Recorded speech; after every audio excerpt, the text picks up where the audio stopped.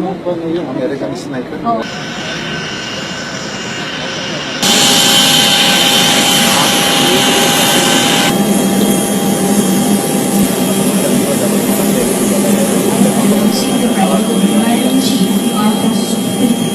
President Rodrigo Roa Duterte.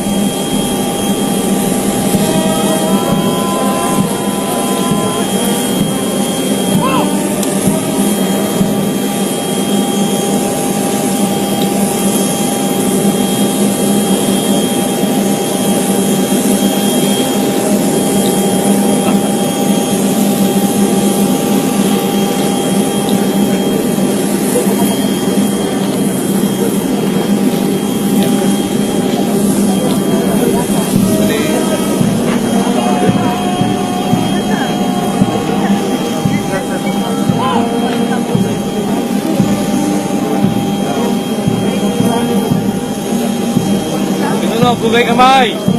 Ha! Baba! Ha!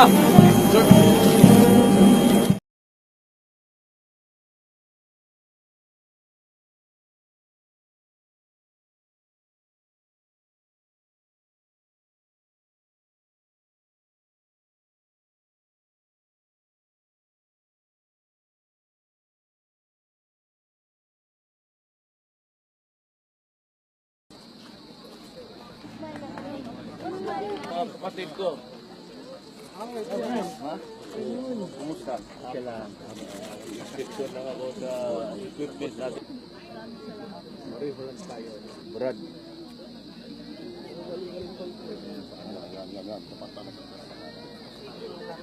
Okay.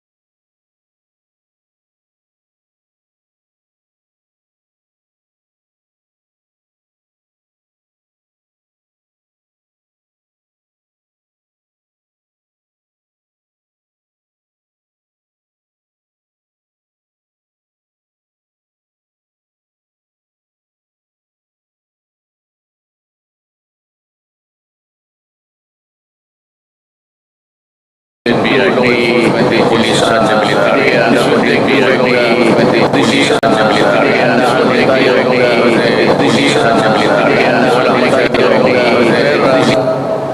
remember that I entered the presidency midstream, so I have to just make a go of what's available, but uunahin ko kayo.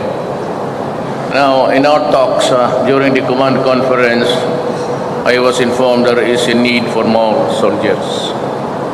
And though I have a source somewhere, it's about 20, wala akong pera. Mga 10 siguro for additional soldiers on the ground. Because I would need about 3,000 policemen to meet the challenges of urban terrorism.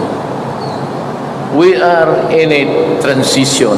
The world itself is in a transition. Everybody has a problem somewhere, except for a few countries in South America.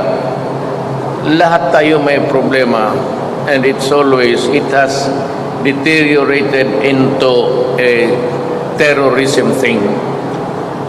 Ang problema dyan, because it cuts borders, walang specific objective is to establish a country. If you want to rebel, hindi ganun eh. Or you want to put down a dictator because there is what? Wala rin yan. It's just simply that they are there fighting, and kagaya ng Middle East, the reason is just to kill. Ang buti dito, because there's a reason. And they are into it for kidnapping, money. At least kung ganun lang. And we're better off than the others. But on a long term, we have a problem. As a nation, it has started many, many years ago. Para tayong sinasampal. Every time there's a foreigner executed, or a local, and with a dimension such as yung nakikita, kasi may pinikula, yung it embarrasses the country that all the soldiers and the policemen, we cannot stop this kind of terrorism. One day we'll just have to decide. And one day we'll just have to say, we'll finish everything. Hindi pwede yung araw-araw sampalin tayo ng ganito. And look, sabi nila ako noon, Berdogo ako ng Davao. I was the only one executing the criminals. Kalba, ngayon, lumabas na. See? Makita mo, ang nag-surrender is 80,000 plus. Where can you find a country that even doon sa prisuhan, anak ng nagluluto ng shabu? They were arrested outside for committing the crime precisely of manufacturing shabu. And yet, pagdating doon, nagluluto pa. Parang nakaka-insulto ang... But I said, this has to stop. Now, I cannot tell you the wherewithals of the drug problem, but maybe privately I can tell you. Magtanong na lang kayo sa mga opisyal ninyo. We have a serious problem. The enemy is it's not within our reach. So, ang laro nito, well, I don't know, but you'll have just to support the government. Not to me personally. I do not want anybody cultivating a loyalty sa akin personally. Ayaw ko yan. I started from the ranks. Started as special counsel. Yun ang pinakamababa ng sa prosecution. Started on where? Fourth? Third? Second, I was taken in as Vice Mayor of Davao. EDSA Revolution. Then I became mayor in 1988. Progressive yan. Sa awa ng Diyos, I won all the elections in my life. Maybe I take pride in winning the presidency, but I'm fighting a war here. Drugs doon, Manila and other places, and dito sa ibang Mindanao, it's terrorism. It will need your sacrifice. And mine too. But alam ninyo, you'll have to come in very fast. We are stretched thin. Wala akong pulis na ilatag ko dyan in every corner. Tapos, ang shabu, it's rampaging. I said, it's beyond our reach yung problema dyan. Do not look for them. Magsabi sila na, oh, where's the big fish? Bakit maliliit lang? Wala. Private lang ito lahat. Ang general it's just orchestrated. Pati itong meeting na ito, alam ko, monitor. For all you know, may picture pa sila. Ganon ang hirap ng gera na to. So, you'll have to love your country. Do it for the love of country. Do not do it for me. I do not need it. Trabaho tayong lahat. Sabi ko ako, trabahante lang ako. Kaya yung mga ano ko, I have my simple ones. Hindi ko nga alam bakit ako na dumating dito sa presidency. But I told the story doon sa command conference. How I came about to be here with you tonight. Ito lang ang masabi ko. Do your duty.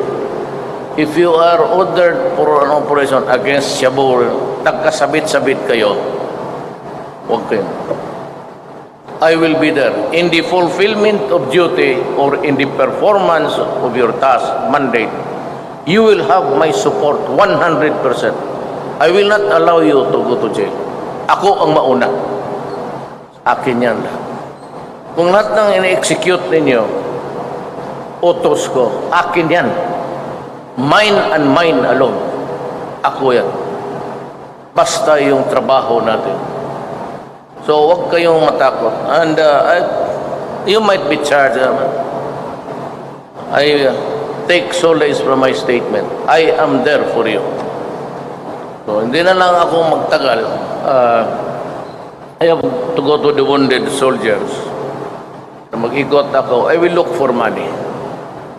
At kayo, pagka nagka-problema, alam mo na yung the imponderables of life, yung hindi mo nakita. Sawa, kapatid, may cancer, gano'n. Huwag na kayong pumunta ng malayo. Just go to your commanding officer. And he will call me. And I will look for ways to help you. Huwag na kayo pumasok dyan sa kung ano-ano pa ang makautang. Pagka medyo mabigat, alam mo, marami yan, ha? Patay, tuition, o whatever. Dami niyang cancer, maghirap. Palamin mo lang ako.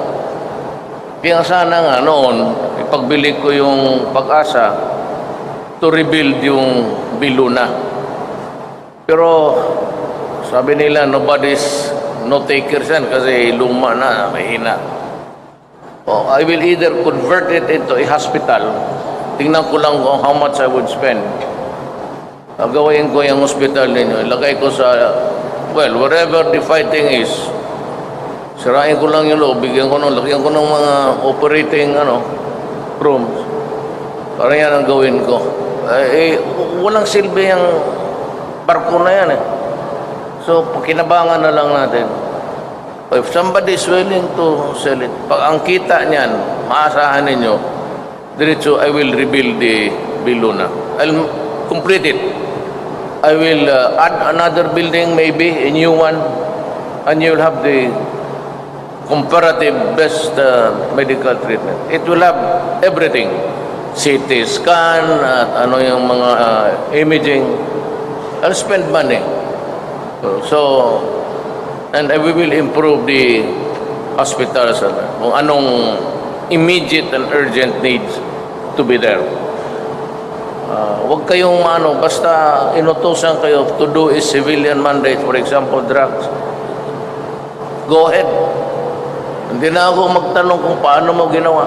Basta ako, pag nakasabit kayo sa trabaho, mandated by law, batas, hindi naman natin yan, you will have my protection. And I said, isa lang tayo. Do not be too extra courteous to me or respectful. Kasi naiilang ako. Anak lang rin ako ng migrant dito sa Mindanao. Nung umalis kami ng Cebu, well, of course, my mother is my, pero ang tatay ko, mahirap lang kami. So I know how it is to be poor and to work for your life for the government. Dumating ako sa edad na ito, I think it's destiny naging presidente ako. They want to assure everybody in this republic, layo ng tayong taga-goberno, that you have a president who would share with you yung mga problema and of course the little blessings that we get from God and from the people of the Republic of the Philippines. Salamat po.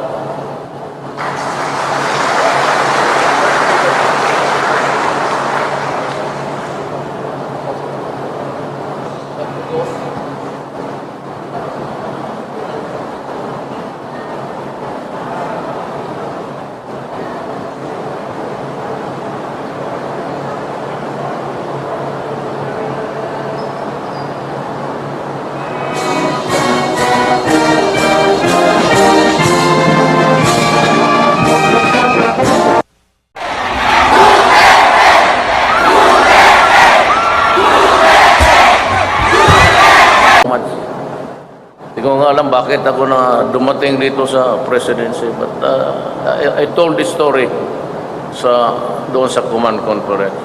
How I came about to be here with you tonight. Ito lang ang masabi ko. Do your duty. If you are ordered for an operation against Shabu, nagkasabit-sabit kayo, huwag kayo. I will be there in the fulfillment of duty or in the performance of your task, mandate. You will have my support 100%. I will not allow you to go to jail. Ako ang mauna.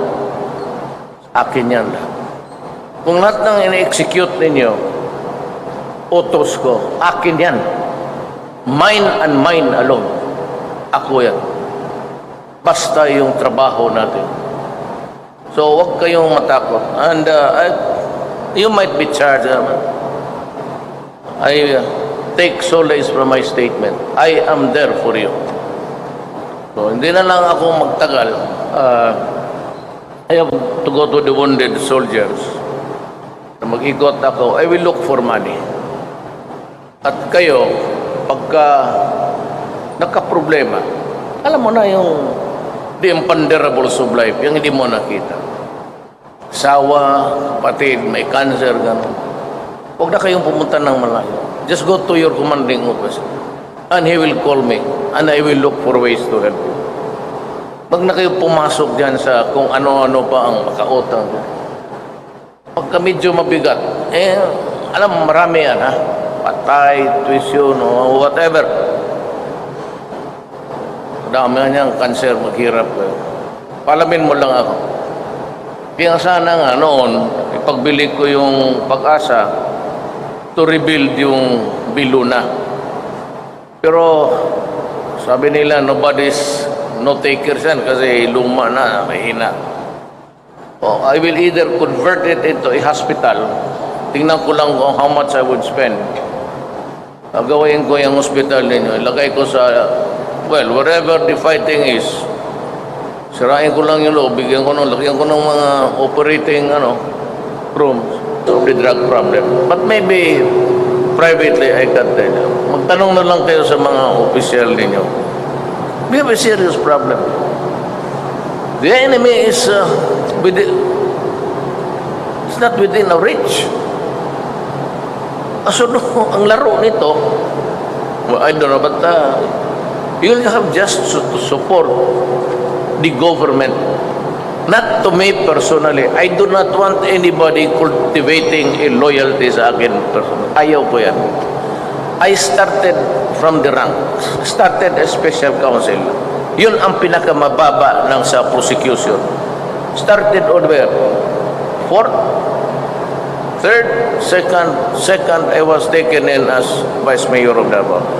EDSA Revolution. Then I became mayor in 1988. Progressive yan. Sa awa ng Diyos, I won all the elections in my life.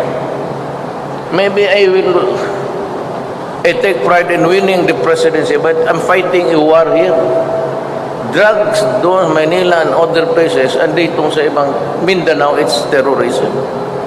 It will need your sacrifice. And mine too.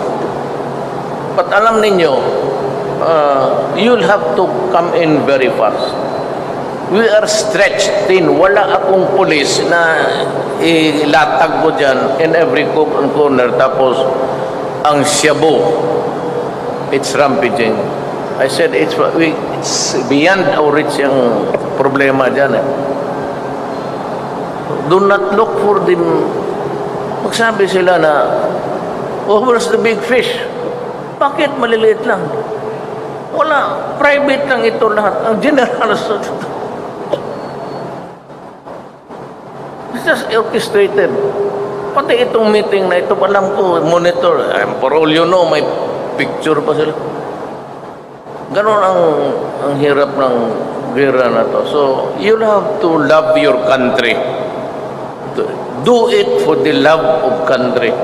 Do not do it for me. I do not need it. Trabaho tayong lahat.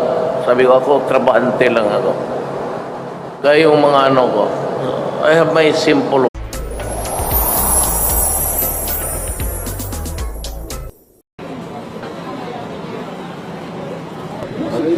yung American sniper. Oh.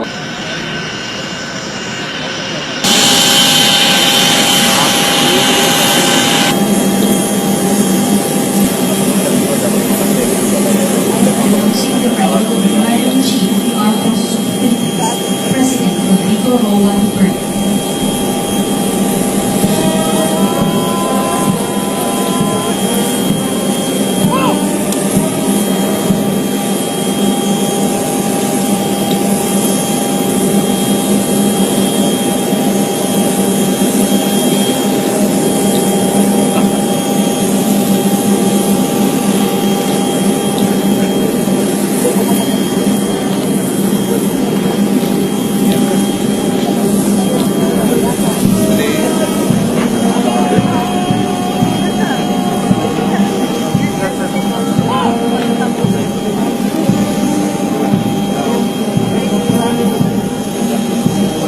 Ano, bugay kamay! Ha! Baba! Ha!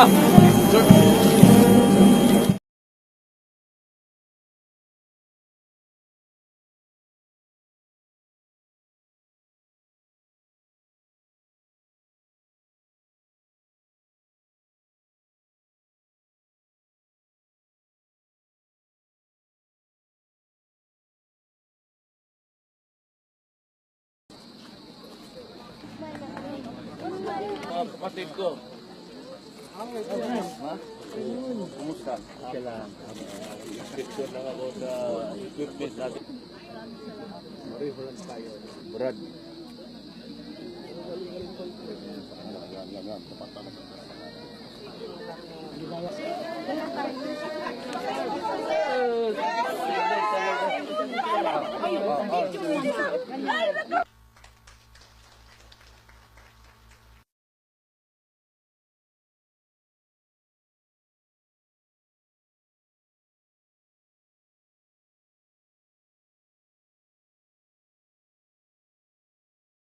Except for a few countries in South America, lahat tayo may problema, and it has deteriorated into a terrorism thing. And ang problema dyan, because it cuts borders, walang specific objective is to establish a country. If you want to rebel, hindi ganun eh. Or you want to put down a dictator because there is both. Wala rin yan. It's just simply that they are there fighting, and kagaya ng Middle East, the reason is just to kill. Ang buti dito, because there's a reason. And they are into it for kidnapping, money. At least kung ganun lang. And we're better off than the others. But on a long term, we have a problem. As a nation, it has started many, many years ago. Para tayong sinasampal. Every time there's a foreigner executed or a local, and with a dimension such as yung nakikita, kasi pinipikula, may pinikula, yung it embarrasses the country that all the soldiers and the policemen, we cannot stop this kind of terrorism. One day we'll just have to decide. And one day we'll just have to say, we'll finish everything. Hindi pwede yung araw-araw sampalin tayo na ganito. And look, sabi nila ako noon, Berdogo ako ng Davao. I was the only one executing the criminals. Kalma, ngayon, lumabas na. See? Makita mo, ang nag-surrender is 80,000 plus. Where can you find a country that even doon sa prisuhan, nagluluto ng shabu, they were arrested outside for committing the crime precisely of manufacturing shabu, and yet pagdating doon, nagluluto pa. Parang nakaka-insulto ang, but I said, this has to stop. Now, I cannot tell you the wherewithal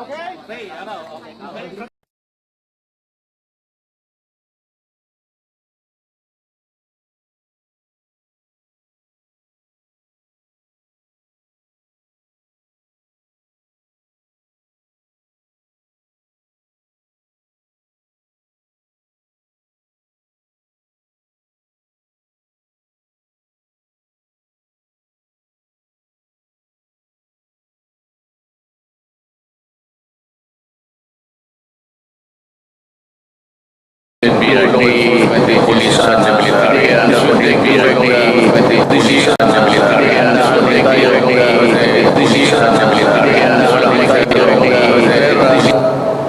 remember that I entered the presidency midstream. So I have to just make a go of what's available, but uunahin ko kayo.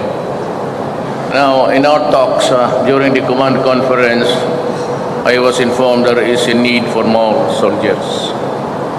And though I have a source somewhere, it's about 20, wala akong pera. Mga 10 siguro for additional soldiers on the ground. Because I would need about 3,000 policemen to meet the challenges of urban terrorism. We are in a transition. The world itself is in a transition. Everybody has a problem somewhere.